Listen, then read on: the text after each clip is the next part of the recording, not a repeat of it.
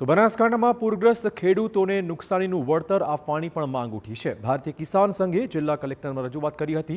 તાત્કાલિક સર્વેનું કામ કરાવીને નુકસાનીનું યોગ્ય વળતર ચૂકવવાની માંગણી કરાઈ છે।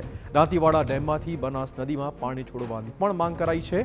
અગાઉ ટોલ નાકા મુદ્દે ખેડૂતોના આંદોલનનો ઉકેલ ન આવતા રજૂઆત કરવામાં આવી છે।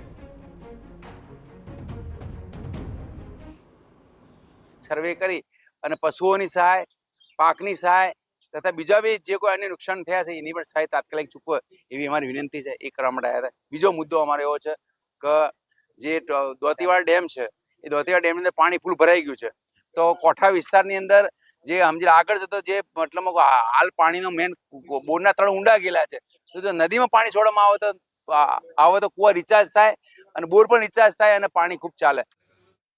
તો બનાસકાંઠાના વાવ, થરાદ, સુઈગામ અને ભાભર પંથક સહિત સરહદી ગામડાઓના ખેડૂતોને પૂરથી ખાસું નુકસાન પહોંચ્યું છે।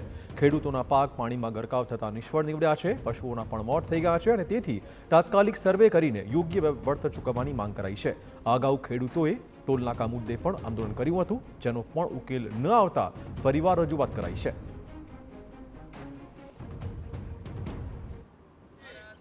ટોલ નાકા બાબતમાં અમે આંદોલન કર્યું હતું, આવેદનપત્ર કલેક્ટર સાહેબશ્રીને આપ્યું હતું, પરંતુ જેમાં અમારી રજૂઆત પ્રમાણે કશું થયું નથી।